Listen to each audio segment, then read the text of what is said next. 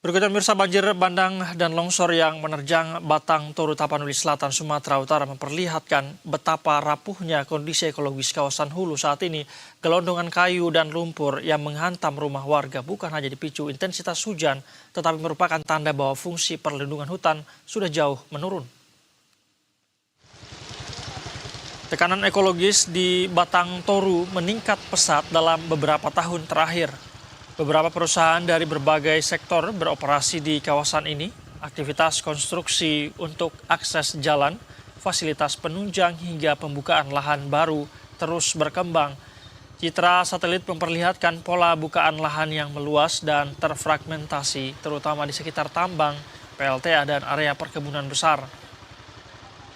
Setiap bukaan baru memotong fungsi ekologis hulu yang sebelumnya mampu mereduksi limpasan air dan menjaga stabilitas tanah. Ketika area terbuka semakin banyak, kemampuan ekosistem untuk menahan tekanan cuaca ekstrim pun menurun. Dampak bencana banjir bandang ini sangat parah. Ratusan rumah hancur dan masyarakat harus menanggung akibat paling nyata.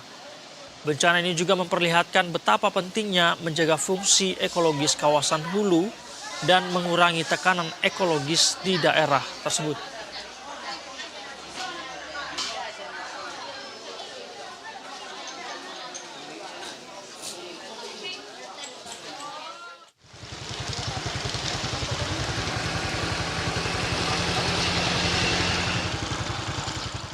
Dan pemirsa, kita akan kembali mengupdate kondisi terkini di Batang Toru, Tapanuli Selatan. Ada rekan kami kontributor Berita 1, ada Frankie di sana. Frankie, selamat sore. Bisakah Anda menyampaikan kepada kami seperti apa update yang Anda dapatkan di sana terkait dengan penanganan korban bencana ini?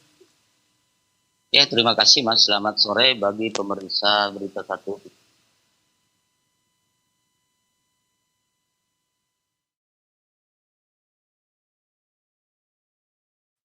Frankie.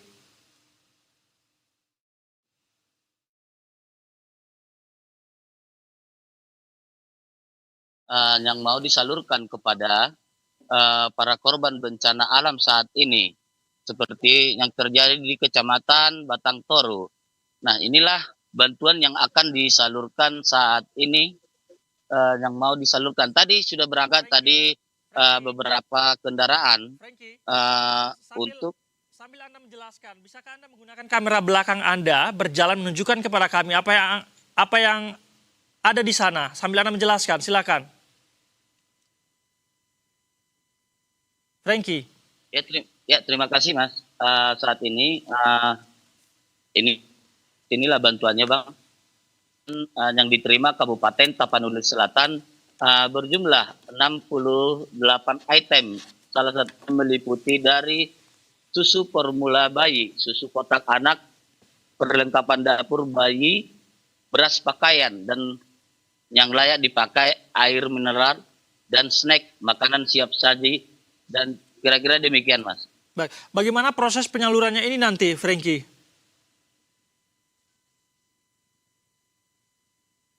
Frankie? Ya, dapat kami laporkan untuk bagian penyalurannya nanti setiap dari kecamatan akan melaporkan kepada Badan Penanggulangan Bencana Daerah apabila di stok posko pengungsian sudah habis, langsung dari pihak kecamatan langsung melaporkan kepada Badan Penanggulangan Bencana Kabupaten Tapanuli Selatan. Demikian. Baik. Di Tapsel sendiri, Frankie, apakah masih ada lokasi dari informasi yang Anda dapatkan, titik-titik yang masih belum bisa dijangkau oleh bantuan sama sekali bahkan? Frankie.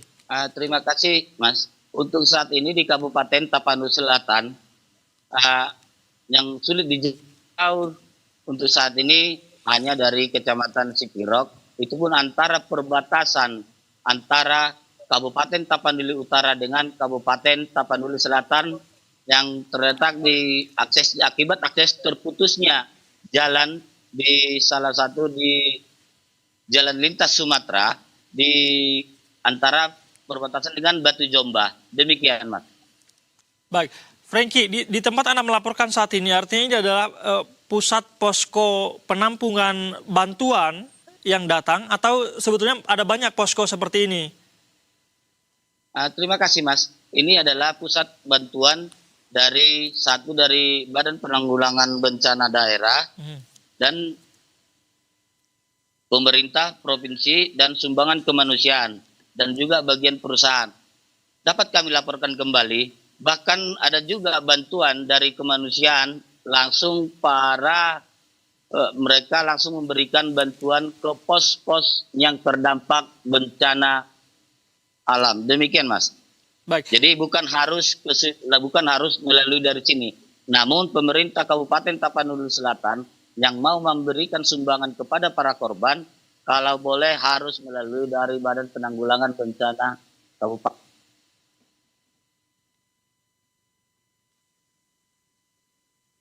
Frankie. Siap, ya Mas. Baik. Artinya ada posko-posko lain yang juga bisa diakses atau dijangkau oleh masyarakat luar misalnya yang ingin memberikan bantuan atau seperti apa, Frankie? Untuk bantuan dari posko-posko lain banyak yang bisa dijangkau untuk saat ini, Mas. Tapi kalau untuk akses lokasi yang terisolir hanya ada di satu titik di Kecamatan Sikirok, di perbatasan antara Kabupaten Tapanuli Utara dengan Kabupaten Tapanuli Selatan. Namun pembagian bagi para korban itu TNI dan Polri langsung menjemput bola untuk mengantarkan bantuan ke lokasi bencana. Demikian. Menjemput bola artinya via udara, karena Anda mengatakan terisolir tadi. Langsung melakukan dengan berjalan kaki. Oke. Baik, kalau informasi yang dapat yang Frankie, informasi apa yang mendesak, yang sangat dibutuhkan oleh masyarakat di sana? Yang paling dibutuhkan bagi para korban bencana seperti di Kecamatan Batang Toru, yang paling mendesak adalah salah satu air bersih dan kamar mandi untuk mandi bagi para korban bencana. Demikian. Baik, bagaimana dengan lokasi-lokasi, ya informasi yang kami dapatkan juga bahwa ada banyak lokasi-lokasi yang penyaluran bantuan harus dilakukan via udara. Bagaimana informasi dengan hal ini, Frankie? Terima kasih, Mas. Kalau untuk bantuan penyaluran udara di Kabupaten Tapanuli Selatan tidak ada, Mas. Karena hanya satu kecamatan saja yang tidak bisa dilalui kendaraan roda 4 baik roda 2. Namun kalau untuk berjalan kaki bisa ditempuh, Mas. Baik. Demikian. Butuh berapa lama jika daerah-daerah ditempuh menggunakan jalur darat, berjalan kaki, butuh berapa lama penyaluran ini bisa dilakukan, Frankie? Badan Penanggulangan Bencana Daerah bersama TNI dan pihak kepolisian hanya membutuhkan sekitar 20 menit berjalan kaki untuk menempuh lokasi korban bencana yang terisolir saat ini. Demikian. Baik, selain bantuan logistik, Frankie, apakah Anda mendapat informasi juga mengenai upaya evakuasi? Apakah masih ada kendala di sana sehingga para petugas misalnya masih membutuhkan bantuan armada, alat berat, dan lain sebagainya, Frankie? Ya, terima kasih Mas. Untuk melakukan evakuasi saat ini, para korban bencana saat ini yang masih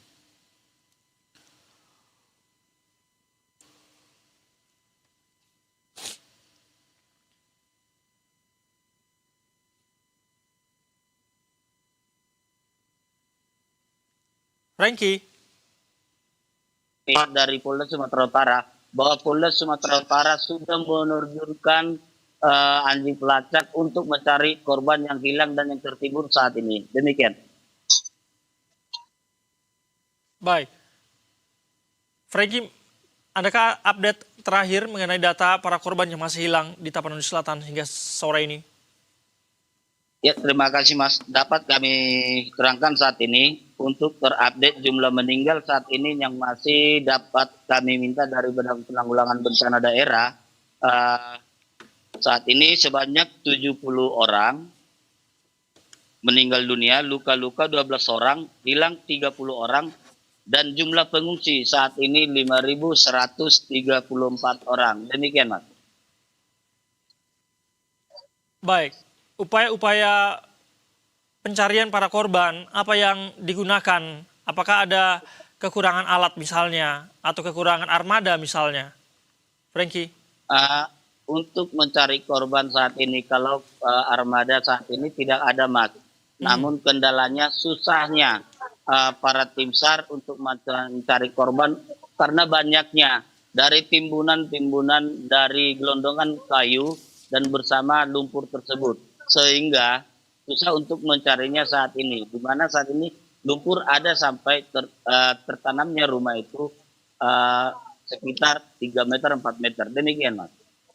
Baik, Frankie, apakah Anda mendapatkan informasi jalur yang menghubungkan antara Tapanuli dengan Sibolga? Informasi terakhir ini kan masih tertutupi longsor yang cukup panjang. Update-nya seperti apa hingga saat ini? Ya, terima kasih, Mas. Dapat kami terangkan untuk jalur antara Kabupaten Tapanuli Tengah dengan Kabupaten Tapanuli Selatan untuk saat ini belum bisa.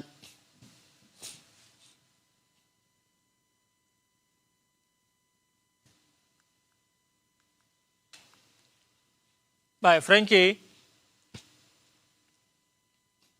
Dari PTP 4 ke arah Sibolga dengan menempuh jarak sekitar 1,5 jam. Demikian.